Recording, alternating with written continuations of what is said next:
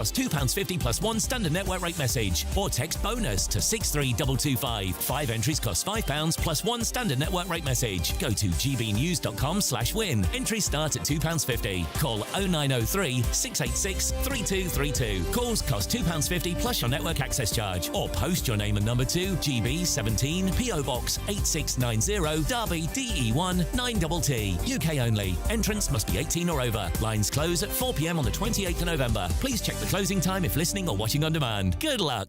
Westminster, the ultimate clique. And you're fighting like rats in a sack. But here on the Camilla Tominey Show, we ask the questions the establishment media is too scared to ask. OK, let me ask you a straight question, because I know you're a straight-talking politician. Whether it's net zero, illegal immigration or law and order, nothing is off limits. You had the power then. Yeah, as I and say, now you've lost it. That's the Camilla Tominey Show, a politics show that's fearless. But no, let me finish my question if you don't mind, because it is my show. Sundays at 9:30, only on GB News, the People's Channel, Britain's news channel.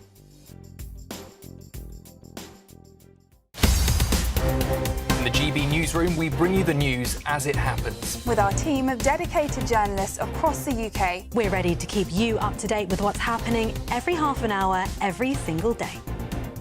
Bulletins here on GB News, the People's Channel, Britain's news channel.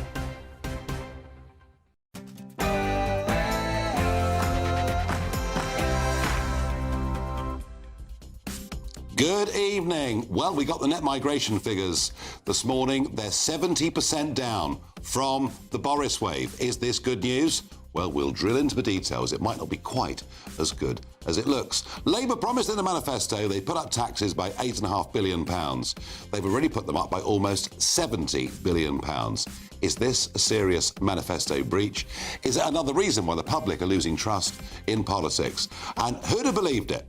You put taxes up on North Sea gas to 78%, and guess what?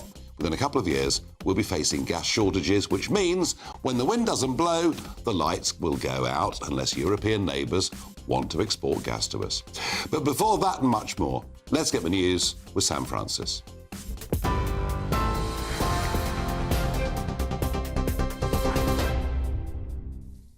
Nigel, thank you, and a very good evening to you. Just after 7 o'clock, well, the top story tonight. Sir Keir Starmer is defending the government's tax-raising budget, insisting it will help lift hundreds of thousands of children out of poverty. Rachel Reeves has frozen income tax thresholds until 2031, meaning millions will pay more as wages rise, with new taxes also coming on electric vehicles, high-value homes and pension contributions.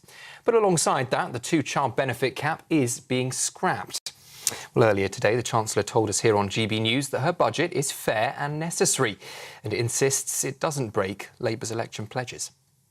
I did have to increase taxes yesterday, but I've kept them to an absolute minimum on ordinary working people, freezing those thresholds for an additional 3 years from 2028. So more money in people's pockets, whether those are working families or indeed pensioners.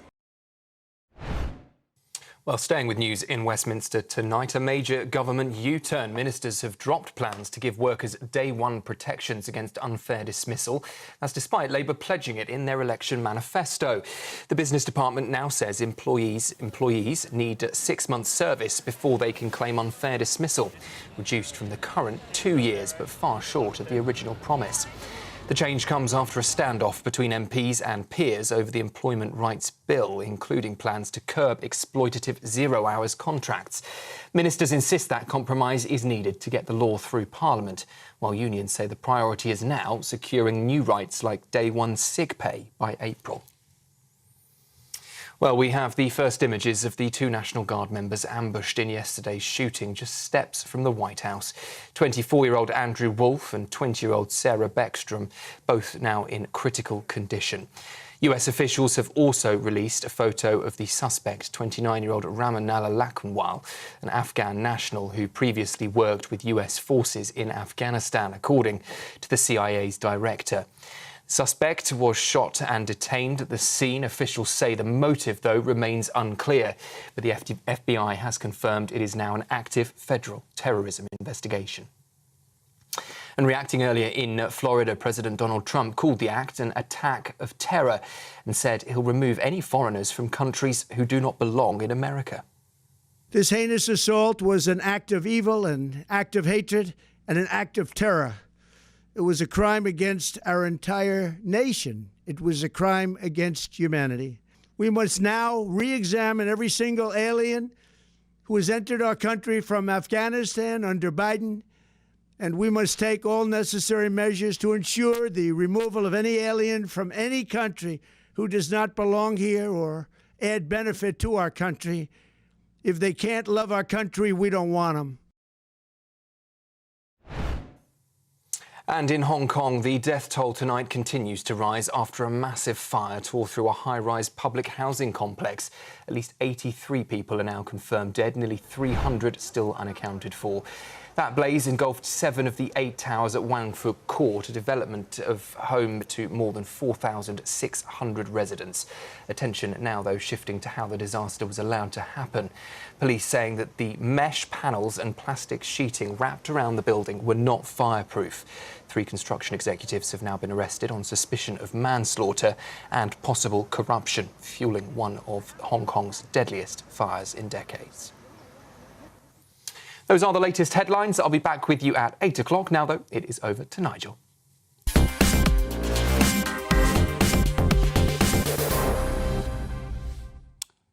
This morning, we got the net migration figures, and the net migration figure has fallen a staggering 70%. Let's have a look at this graph over time.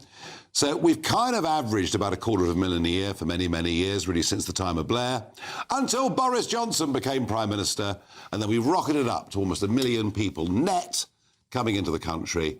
And the 2025 figure, the first year, full year really that Labour have been in power, is down to 204,000. Now, the Labour Party will say, hooray! This proves that we've done a much better job than the Conservatives. But take a look at this next graph, because this tells you a lot. Remember, these are net migration figures. So it tells you who's come in and who's gone out. And here's the shocker. It was anticipated that about 80,000 people, British people, would leave the country. But in fact, the number was 250,000. So had the expected figure been there, then the net migration figure would have been over 350,000. So on the face of it, the figures are fantastic. You drill down and you find out still a lot of skilled people are leaving Britain to be replaced by a lot of unskilled people from the rest of the world. At least that's what I thought until I saw this third graph. And this is visas issued during that 1 year period. Only 14% of visas issued were work visas. 45% were dependents and others. And what this tells you is whilst the net migration figure is down, it's down because immigration of Brits is much, much higher than anybody anticipated. And of those that are coming, very, very few are working, which means net migration is making us poorer. That's my belief. Tell me, am I right? Am I wrong? Is this good news? Let me know, farage@gbnews.com. I'm joined in the studio by Alp Mennett, Chairman of Migration Watch, by Jeff Hoon, former Labour Defence Secretary, and by Tom Pursglove, former Conservative Immigration Minister. Alp, quite a bit to unpack there. My goodness, yes, and there's even more than that. We've been looking at them all day. Look, 2 things I'll say first. Yes, of course this is welcome. You know, we've got to get migration, net migration down, and that's happened. The second thing I would say is that it has had nothing to do with the government that is now in charge. Absolutely nothing. A lot of these figures are as a direct result of the measures that the Tories took latterly, and Tom was involved when all that was going on. These figures are still transformational. They really are. They're having a huge impact on our society. I know that people are shy away from saying, well, you know, so what? You know, we've got all these people coming, working, paying taxes. No.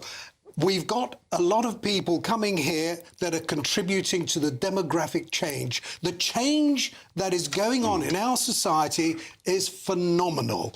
What we're heading for now, over the next 35, 40 years, we're going to get to the stage where the native British, the white British, you are going to be a minority. And these figures today have done absolutely nothing to change that. Strong stuff. Jeff, in some ways, Alp is wrong.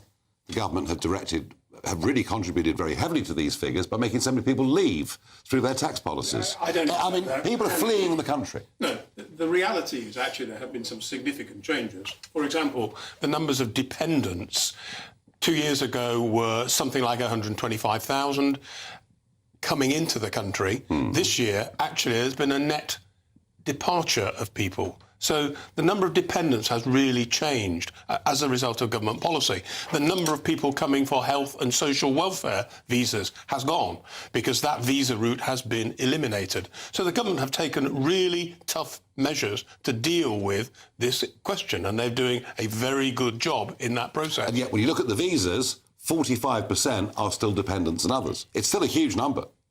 I'm not sure those numbers are right. I looked at some statistics today, and I did not see that figure. Well, I'll tell you what, let's not bury ourselves in whether stats are right or not, because we could finish up in a mess.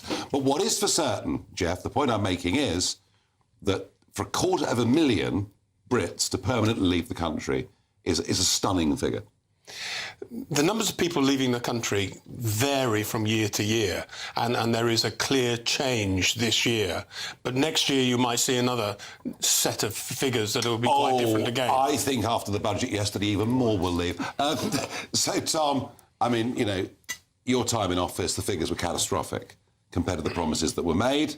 Are Labour doing better than you?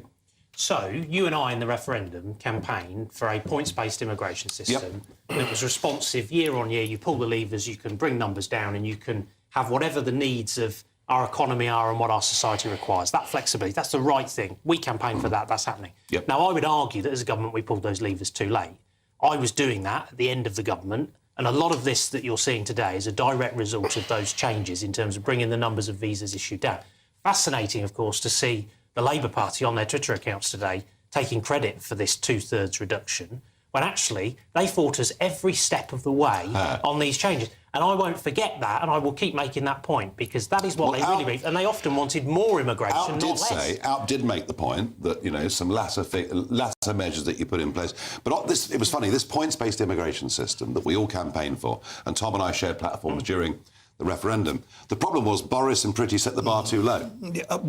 That was exactly it. And I remember you were being here talking interviewed by you time and time again. What they did and we predicted this. But Migration Watch was saying this in 2019, 2020, when the consultation process that was introduced by your Home Secretary, Tom, when they had all these people contributing, the only people who were sceptical about immigration and wanted to see less of it were Migration Watch. 120 bodies, individuals were saying, no, this is wonderful. But look, what I would also say is, point to is that the British 110,000 net, that is actually double what it has been year after year over the past 10, 12, 13 years. It's what the ONS has done is change the methodology. And in fact, we now know that a lot more Brits were leaving than we were being told. And that is significant today. It's been glossed over, but in fact, if it continues, we're going to lose a hell of a lot of young, talented people. We're losing young, talented people, and in the main, getting people with very, very few skills coming in. Jeff, very interesting, in the budget yesterday, you drill into the OBR figures. They're predicting net migration by 2030 to be back up to over 1/3 a year. Just not acceptable, is it? Well, it's only a week since the Home Secretary set out some really tough measures to deal with the pull factor of people coming to the UK. That was more for illegal immigration, wasn't it? Well, but at the same time, it does have an effect on migration in general. And the reality is we've got to give time for those measures to take effect. And therefore, the present forecast is based on relatively recent history, I accept, but it's not based on the decision that the She's going to have to get those measures through the House of Commons. I see no reason why those measures will not go through the House of Commons. The backbenchers are quite rebellious. The government has a very large majority, and having been government chief whip, I promise you, Nigel, this will go through. I think when you were government chief whip, there's a bit more discipline of the Labour Party than maybe there is now. Tom? The thing is, on those changes, like the ILR point, look, I support that. It's the right thing to do. Makes sense. It'll make a difference, but at the margins. If it happens. Unless you're going to have very firm annual caps, which is what I was saying in the election campaign, that was our policy at election, to have firm annual caps to build on the changes that have been made, you are just not going to get these numbers down sufficiently in a way that is acceptable to the British people. And you and I know, and everybody knows, the pressures on our infrastructure. And that is the bit, for example, that the OBR doesn't capture, the pressures on housing, the pressures on schools, the pressures on wider public services. The British public have had enough. You've got to get these numbers down. And the situation on dependence is completely bonkers, which is why I said, for example, that you couldn't bring student dependents, why we really cut down on social care dependence. You've got to go further. It was all too late. And I said that we would need to go further. Because the Boris wave was round your necks already, wasn't it? I think that the numbers on the back of COVID had got to very high levels, unacceptably high levels. But we'd also been very generous in response to a number of humanitarian crises, which also added a point of pressure as well. There is some truth. Now is the right time to pull the lever and get it down. There is some truth in that. Final thought out. You know, the OBR figures, nothing's going to change, is it? No, I'm afraid it isn't. And if anything, I think they're more likely to go up. The dependence falling that Jeff referred to, in fact, that's the dependents who are coming in with care workers and MA students doing low-level courses. And nothing will happen now unless the government is serious about introducing the sort of measures which will include a cap, but there's a lot more to be done, and we're working on it at Migration Watch. Talked tough the other day.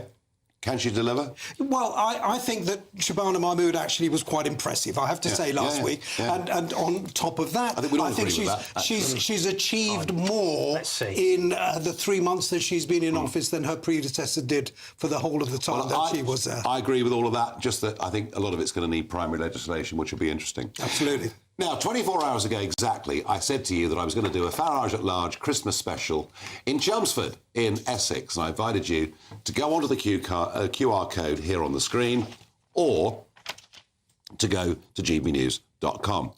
750 of you have bought tickets already. There are 200 left. If you want to come on the 18th to join a live show in Chelmsford, you better do it pretty damn quickly. Otherwise, all the tickets will be gone. In a moment, we will discuss and debate another fascinating question. And it is, frankly, what has happened? How many people who've come illegally have simply gone missing? And is the Prime Minister right to say that fewer people are now in the hotels?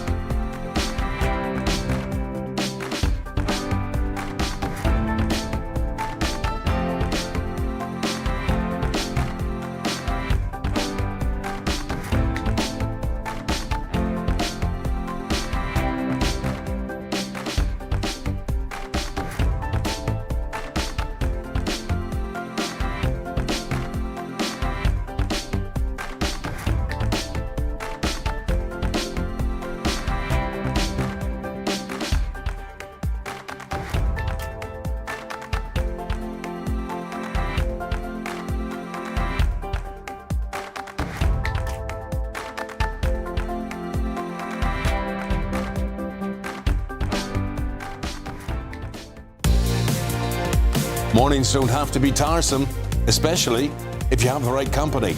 Wake up to news as it happens, opinion and debate, and of course, a little bit of entertainment too. Because when the kettle's on, we're on. That's Breakfast on GB News, a show worth waking up for.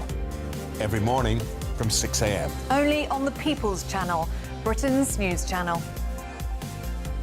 We'll spread the news, you spread the word. From the school run to the home run, watch a new show for all of Britain. He can say whatever he wants. A straight-talking show where all voices are heard.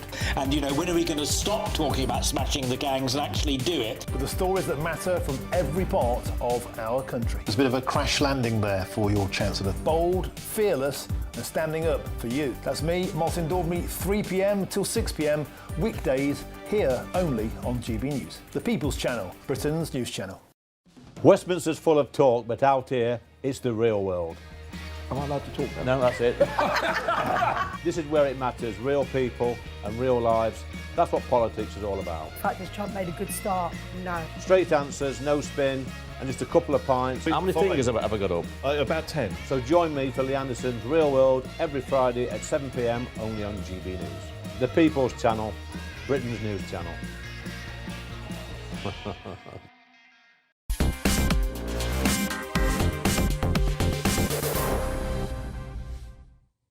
Net migration down 70%. I asked you, is this good news? Fraser says, Nigel, it isn't good news. 204,000 people is still the size of a city like Portsmouth. That level of growth isn't sustainable, and it's one of the reasons housing costs are at record highs. Young people simply can't afford to live in the UK anymore. There's a lot of truth in what you say. Duncan says, based on these figures, suddenly EU freedom of movement doesn't seem so bad.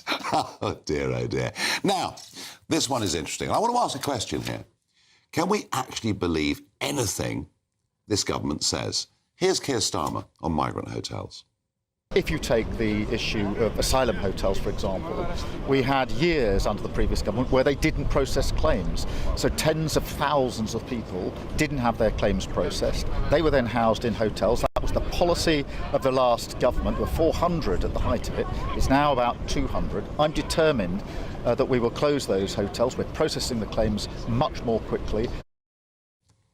I struggle to believe anything the man says. I don't take any of it as being true, because he's right. At the peak of the hotels, there were 400. But the Conservatives got rid of the hotels and dispersed people into, well, basically houses of multiple occupancy. And I'm not saying that was better. But actually, since Labour came to power, in the last 3 months alone, there are 13% more people in hotels. Jeff, spin's one thing. But this guy, just virtually everything he says just isn't true. Well, again, you're falling into the same trap you warned me about in relation to statistics. Yeah. Because the truth is, we have got the numbers dependent on government support as asylum seekers down. It needs to go down much further. No one wants people to stay in hotels. We've opened two military sites. Yeah, because thousands, tens of thousands more are coming. We're heading for a record year this year. Well, the reality is that measures that the Home Secretary announced only a week ago are going to have a big effect on those numbers coming in. Well, that's a prediction. And you know what? If you're right, bully for her, right? That will be great, and it'll do the Labour Party an enormous amount of good in the country. But when the Prime Minister says, you know, we came in, we've reduced it massively, and actually there are now more people in hotels, Tom, than there were at the start, it just isn't true. Well, I closed 190 asylum hotels, including the Bell Hotel, which has obviously become such a totemic symbol of concern in the country. You closed them, but you had to put them somewhere. Well, we're very committed to the large sites. So, for example, the Bibby Stockholm, very undesirable situation, for example, at Scampton. But my view was that was better than having hotels. But also in the context of doing that, alongside having a deterrent, because the best way of solving this, to eliminate this need for accommodation in the first place, is to detain and relocate or return every last individual. And until you do that, you're just going to continue to have elevated numbers of crossings, and the inevitable downstream consequence of that is that you've got to house them somewhere. And that's why the numbers are up by 7,000 in hotel population, because we've got elevated numbers coming. On this point, you know, you're right. The ultimate deterrent is you come to Britain illegally, you get deported. which, by the way, used to happen when you were back in government, when I'm thinking about Blunkett as Home Secretary. We were very, very free then to deport people. But this government, again, Starmer gets up at PMQs. We've deported tens of thousands of people. When the absolute truth, and this is some figures that Mark White, GBNews' Home Affairs editor, has produced, 190,000 people have now crossed the Channel in the last few years by boats. Only 3.5% have been removed, and since Labour came to power, it's only 4.5%. And when Starmer says this stuff to you, making you think, well, we're getting rid of loads of them, actually, they're just visa overstayers. Again, he's not levelling with us. I don't accept that. The figures you've just given do demonstrate that the Labour government has improved on the record that we were left by the Tories. Marginally. And one of the main reasons for the difficulty that we inherited was that the Conservatives deliberately slowed down the application process. They did not want to see people getting asylum claims successfully, which is unfortunately what happens in many, many cases. Therefore, the answer is to speed up that process, which the last Home Secretary announced a series of measures for, at the same time reduce the pull factor. The prospect of getting British nationality was a huge incentive for many people to cross. That has gone. The reality is that people will only get British nationality at least after 20 years, and only then if they can show a contribution to the UK. That's a huge change. Let's ask the former immigration minister whether that's right. I don't think small boat migrants care less whether they've got British nationality, to be honest. They're delighted to be here. And all the while that people think they can get to the UK and stay, they will keep coming. And the problem with returns is this, that returning certain people to certain countries is easy, although the numbers are actually down on the latest set of figures in terms of return success. But actually, all the while that you can't return Sudanese people to Sudan, Eritreans to Eritrea, Iranians to Iran, there is a market for them to keep on coming. And this is what I find bizarre, Jeff. I find this bizarre. So we won't send people back to Afghanistan, and yet the Germans are sending planes full of people back to Afghanistan every week. How is it they can do it, yet they're part of the ECHR structure, and yet we can't? What's the problem here? There isn't a problem there, and indeed it's interesting you mentioned Germany, because if we actually look at asylum claims for Germany, Italy and France and Spain, the big countries in Europe all have more asylum seekers than we have. You know why? Because of their idiotic policy on those that cross the Mediterranean. But the reality is, I make that point only, Nigel, for this reason. The way that this discussion has gone so far has been presented as if this is some peculiar British problem. This is a problem of the West. It's a problem of people leaving their homes in sub-Saharan Africa and in other difficult parts of the world and looking for a better life in the West. And all countries are facing this problem. We all have to work together. It's one of the reasons why I disagree with you so profoundly about leaving the European Union, because there were mechanisms for dealing with it with other European countries. One of the reasons we voted leave was Mrs. Merkel saying, please, everybody, come to Germany. And we thought, hang on a sec, if millions are coming into Germany and Sweden and elsewhere, inevitably, as part of the European Union, they'll finish up here. And ironically, a vote and a campaign to control our borders better, we finished up with British governments who frankly cope as incompetently as our European neighbours. But the reality was, under the European Union, we had mechanisms to work together to control asylum. Well, one practical difference was that under the relevant treaty, you could only apply for asylum once in the EU. This is the Dublin Convention. The Dublin Convention. Well, in theory, you're right, but again, in practice, how did it work? You had a few hundred people over the course of that ended up being relocated. And in fact, actually, and Alf would sort of testify to this, what we're often was a net beneficiary. 2018 was coming in. 2018 it worked the other way around. So the theory was good. No great panacea. But the practice really wasn't. But again, I think you're running away from the fact that in the EU, with international cooperation for a problem that is a European-wide problem, we should have been working together with our counterparts in a way that is no longer possible. The first boats crossed the Mediterranean in 2015, and I was there, sitting in the European Parliament next to Mr. Juncker. Quite how I finished up there, I'll never know, but it was great fun. And that was when they basically put into place the EU's asylum and refugee policy. And the policy was, if you set foot on EU soil because you've crossed from Libya, you will be allowed to stay. And I said to them at the time, this was insanity and that millions would come, and they have. And I get it. There are lots of people in sub-Saharan Africa that want to leave and come to Europe, but we don't have to accept them, do we? No, we don't. But the reality is we would be much more effective working with our European partners to solve this European problem. It is not just the British problem. Other countries have a bigger problem than we have. But we are an island.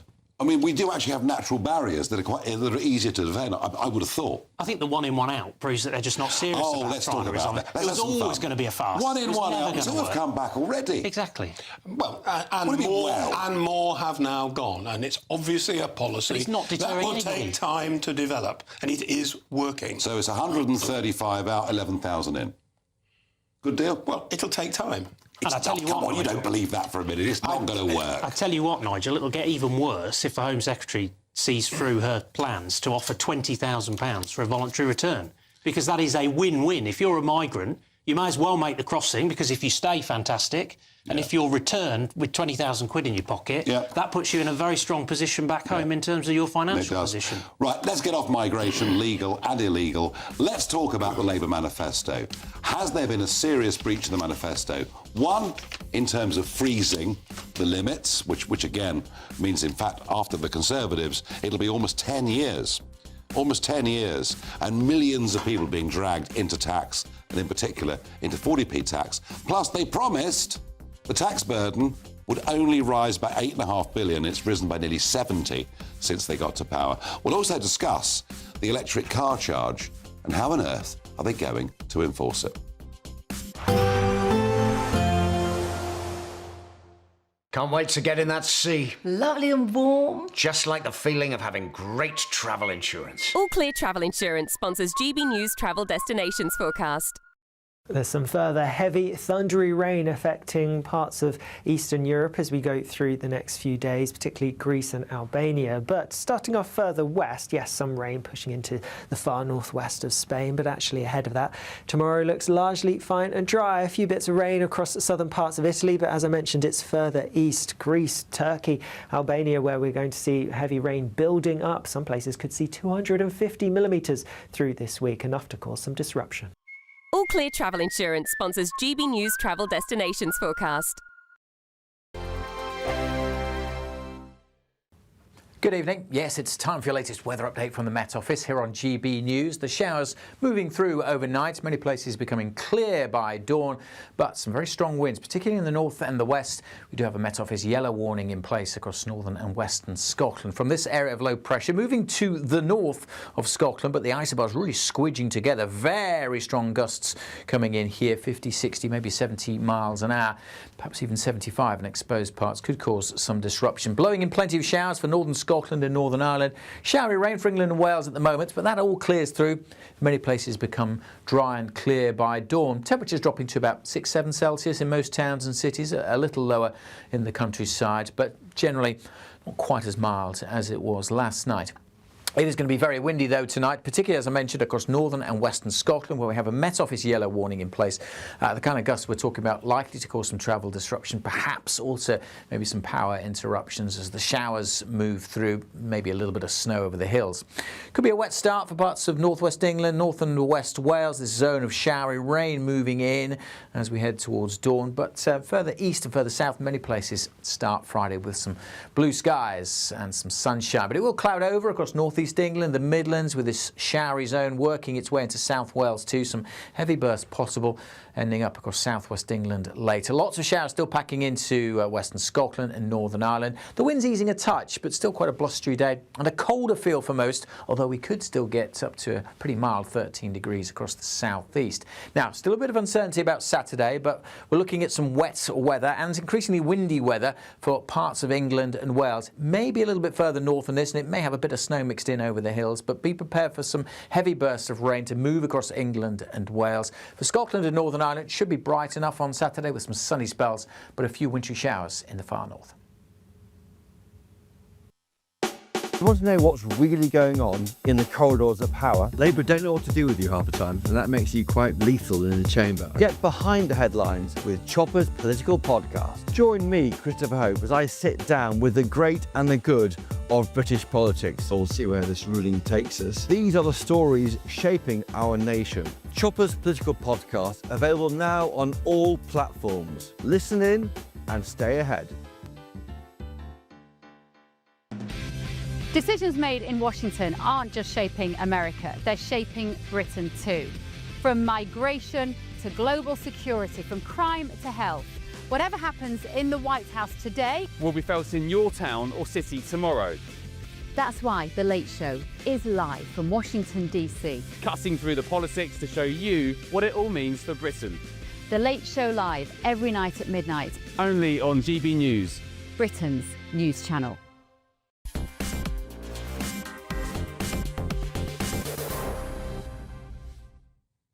So the message at the general election was very simple, very clear. We've got rid of Corbyn. We've got rid of the hard left. We are a sensible, moderate, just mildly to the left of centre Labour Party, and we're going to govern responsibly. And indeed, this is exactly what they said the borrowing figures would be in their manifesto. They said they would hike taxes by £8.5 billion. Here's a screen grab from the manifesto last year. There we go. That tells you everything. Total, 8.55 billion. And what's it actually been? Well, I'll tell you what it has actually been. It's been now nearly 70 billion in the first two budgets. In fact, we're only a few billion away from this Chancellor in these 17 months being the highest tax-raising Chancellor in history. Jeff, borrowing with this government, deficits with this government and taxes, and I will buy the argument that it was a bad inheritance. You know, in 97, you had a very good inheritance.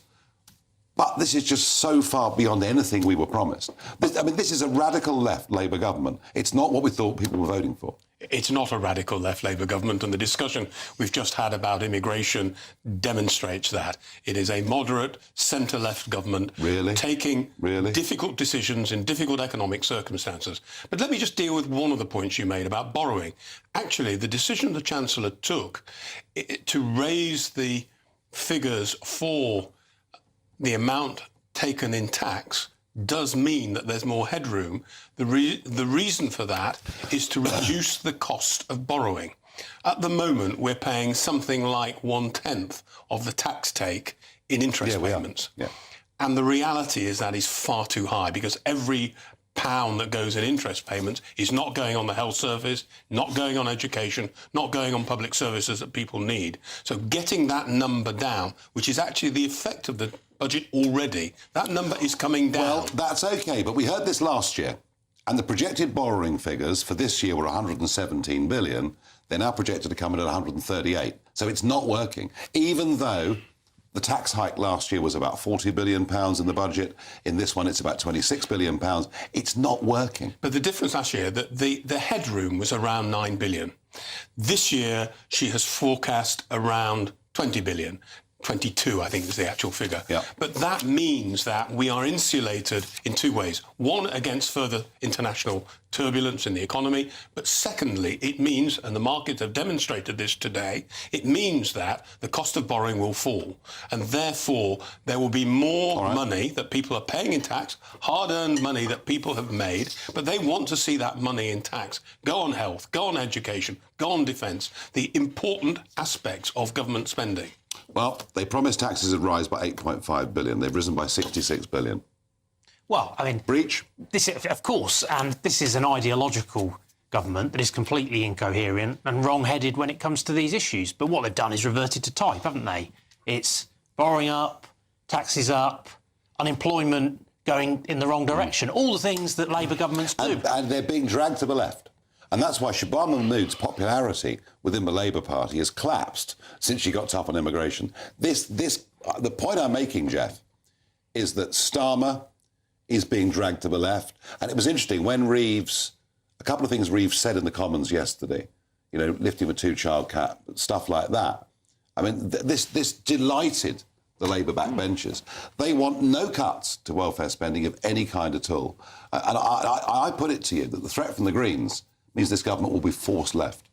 I don't accept that for a moment. And the reality of this budget is faced with difficult international circumstances, but at the same time doing the right thing by abolishing the two-child cap limit, doing the right thing by the health service, by finding a 2.4% increase in real terms in health spending, finding another £4 billion for education. This is what people want. People out there don't like paying tax. I'm not pretending they do. You've got a point. You've got a point, because if you're watching this programme and you're a Somalian that's come to Britain and you've never ever worked, and you and your wife have 10 children, you're £25,000 a year better off. You must be over the moon.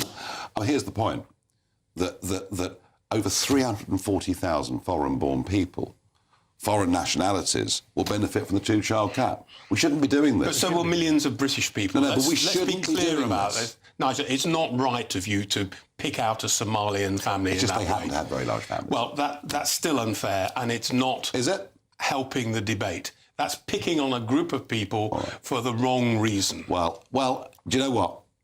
I understand why you say that, and I'm using it as an illustration, but they do have extraordinarily large families.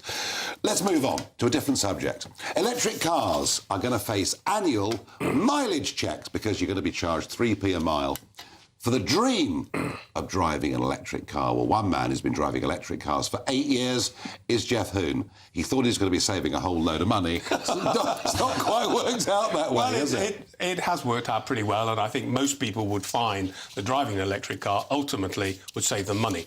The real drawback of electric vehicles at the moment is the first initial purchase price, and they're, which is generally speaking, much higher than either a petrol or a diesel vehicle. But over time, and certainly if you've had one for 8 years, as I have, then the cost does fall in relative terms.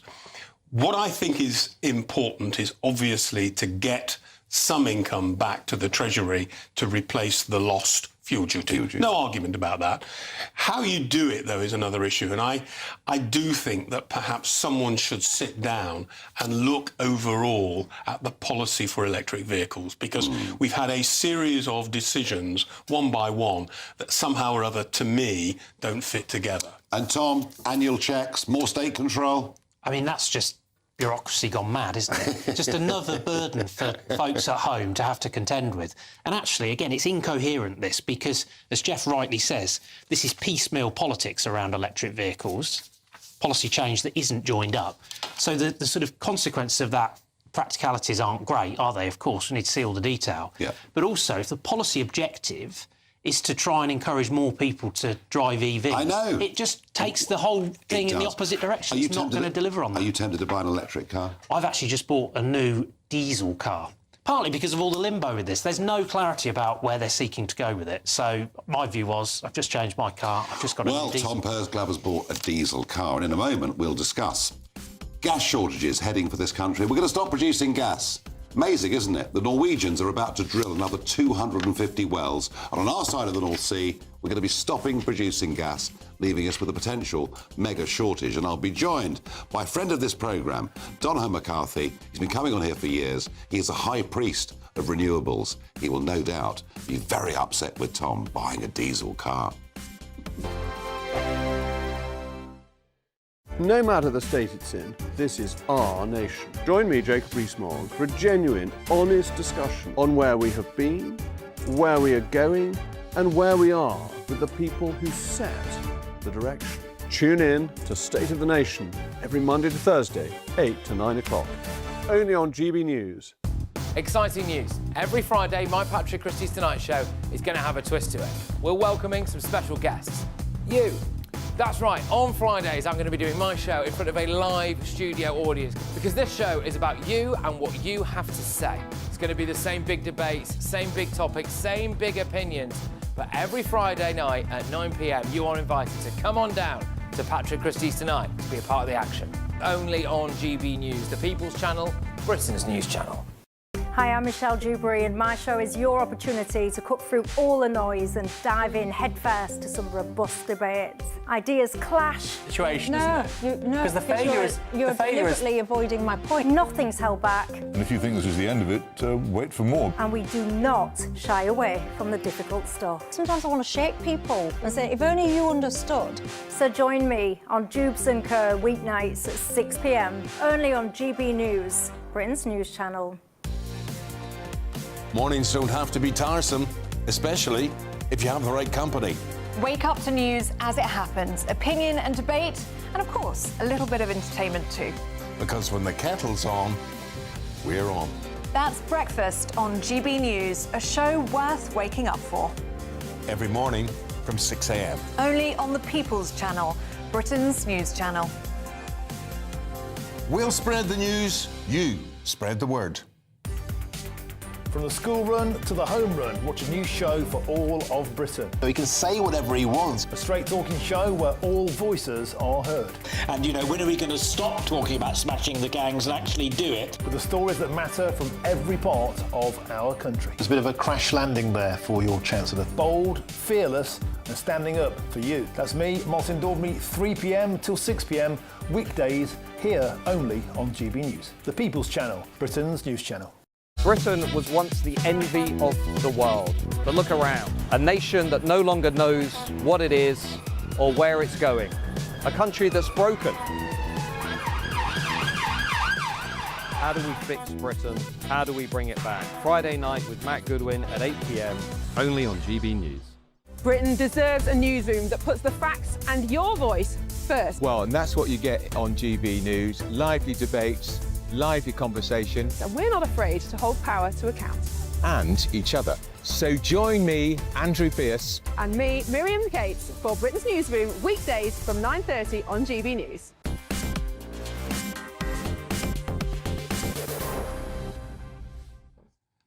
The National Energy System operator, NESO, is now telling us that there may well be serious gas shortages. The production of gas in this country in the North Sea is falling by 13% every year. It's predicted to fall by 80% by 2035. Would you Adam and Eve it if you put up the profits to 78%? You're going to tax them at 78%.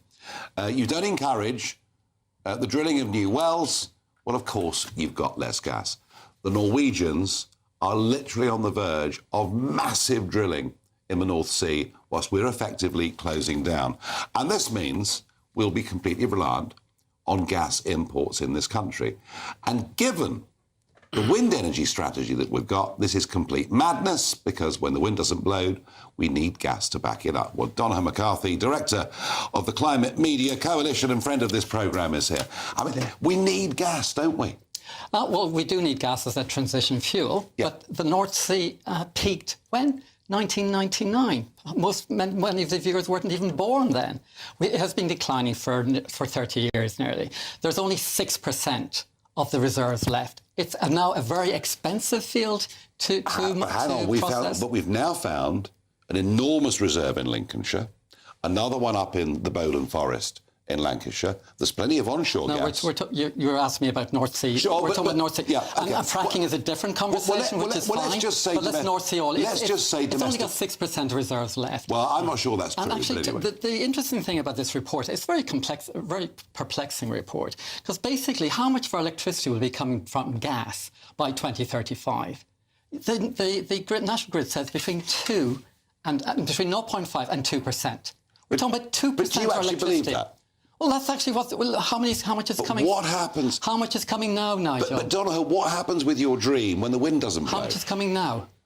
It depends on. At the moment, last year, in January, last year, 28% only came from fossil fuels over the entire year. But we are really successful. But at the end of January last year, there was no wind, there was no sun, and that was an emergency, and that's when you need fossil fuels. Yeah, there are days when you do need gas, but the idea that you would say that we need gas for 30 days a year, which is the most expensive electricity on the grid at the moment, and then make us have the most expensive electricity for the entire year is actually really bad housekeeping. But if you rely on importing gas when you haven't got any of your own, You might have to pay extortionate prices. What we're doing is we're reducing the amount of gas that we're importing. Last year, because of the amount of wind we had on the grid last year, 50% of our electricity came from renewables last year. And you know what? We saved £7.5 billion of imported gas last year. And the other thing I think comes up a lot in this conversation is the price of electricity. Yeah. And you and I have had many conversations about green levies. And thankfully, the Labour government finally removed the green levy, which is a small amount, £120. Yeah. So we're hiding the true cost of renewables. No, we're actually putting it on to rich people who can afford That's right. to But we're still paying it. But what I think... The biggest con you've ever seen, wind energy, is now going to be paid for by general taxation. There's a bigger con. If you want to look... I had to do an article for the Byline Times this week on electricity prices. It's extraordinary. £500 on our electricity bills comes from what? Profits for the privatised energy companies. £300 for standing charges, a poll tax on the poor. I think reform should actually put a motion in Parliament abolishing the standing charge. The standing charges, yeah, but all we're doing is hiding it. Jeff, abolishing it. This is taking off fascinating. Poor people. This is fascinating that Norway are going in exactly the opposite direction right at this moment in time with a very similar geology to what we've got. Are we mad doing this? No, we're not. Perfectly sensible to reduce our dependence on gas. It's also perfectly sensible to rely on stable countries like Norway, the United States, Qatar, which is where we get most of our gas from currently. But equally, it's absolutely right what has just been said. It does not make sense to burn gas to generate electricity. And we need to find alternatives. We need to find alternatives to protect our environment, but we also need to do it for economic reasons. It makes sense economically. But if the wind doesn't blow and the sun doesn't shine, and you've got a huge dependency on these things, gas is the best thing to have because you can literally turn it on. Nigel. I mean, Tom, you headed off down this route as a government in a big, big way. And you, in fact, put up the tax to 75%, and Labour put it up to 78% on profits. But, when I look at Lincolnshire, northern Lincolnshire, stretching up under the Humber, I mean, there is a massive reserve there. Shouldn't we be using it? Well, the report itself really is the worst-case scenario. I think it's important to recognise that. But what is clear and what should be a wake-up call is there's talk in there of the fact that, for example, in those peak demand periods, we would be relying on 90% importation of gas. That is not a sensible place to be, I would argue, in a very unstable and uncertain world. And we ought to be making use of that domestic supply as part of a credible energy mix. Yes, I mean, over-reliance on foreign energy left Germany in a very awkward position. Absolutely, but actually, first of all, there isn't enough gas in the North Sea to support I think you're wrong on that, but anyway. Well, that's what. I've spoken to potential investors in the North Sea who take a different view. The stats say that 94% of the reserves are gone. But let's come back to... I don't believe any of that. Let's come back to the price. Depending on gas to produce our electricity is expensive. It will cost the consumer more. And what is right in that report today is that on a number of few days, there will be a potential shortage of gas. So what we should be doing for those few days is what they're doing in Scotland. They're building a 3-gigawatt hydrogen plant that actually is ideal reserve, and you can use hydrogen in converted gas power stations. Do you know, Donna, I know you said you've heard this all before. If hydrogen works, it'll be fantastic. At the moment, there are problems with density. There are problems with it being so explosive. There's a 3-gigawatt plant being built at this moment in Scotland. It's a great theory. Whether it happens in practice, I don't know. But I would say this quick point to you. The Americans are deeply reliant on gas for their electricity. And guess what? Their energy bills are 25% of ours. Yes, because they have a huge supply of very... accessible, cheap gas. We don't. Our geology is completely different. And actually, if you produce gas, the second thing, if you do produce gas in the UK, unless you want to nationalise British gas, any gas produced on land in the UK will be sold at international prices. The gas, it will not bring down prices. That is utterly wrong. Oil is an international price. Gold is an international price. Gas isn't. Gas is sold on the European market. It's not. It's completely different. That's why it's I was a commodity trader. The I promise you, it's a different price. Anyway, look, we have these arguments, we have these debates, and it could be quite easy if you watch current affairs TV or listen to the radio to get depressed with the state of the world. But you know what? 40 years ago this Tuesday, I was hit by a car crossing the main road. I was wearing a long dark coat. It was a wet evening. windscreen wipers going. I was smacked to bits, and I survived. So I think, just sometimes, maybe, we ought to count our blessings. That we're even here, Jeff. What do you think? I totally agree with you. You know, I mean, do we get too depressed these days? I think we often don't sort of focus enough on the positives. But then so much of what you see in the media is very negative, isn't it? We don't tend to read or write about people doing incredible I guess bad stuff. You see that as a constituency MP, remarkable people doing amazing bad stuff. Bad stuff. But there's also something, you often mention the United States, where I lived for a time, a long time ago.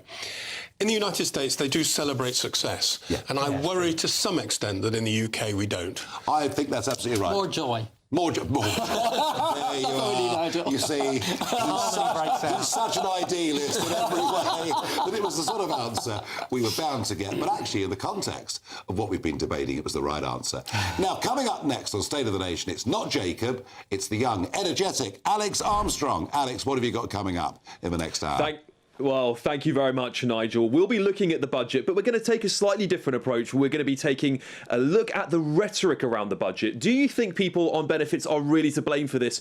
Or is it the Labour government's fault for creating such an incentive and not growing the economy? We'll also be talking about immigration, those insane new numbers coming out today. We'll be talking about the Trump, of course, National Guards that have been shot in DC. We'll try and bring you the latest on that. And loads more, including Kemi Badenoch's speech to the House of Commons yesterday, Nigel. Terrific. All of that coming up with Alex Armstrong. I'll be back with you sitting here in this chair next Tuesday. Well, I won't be here before then. I'm off to count my blessings. I might have a glass or something. You never know. But before anything, let's have a look at the all-important weather.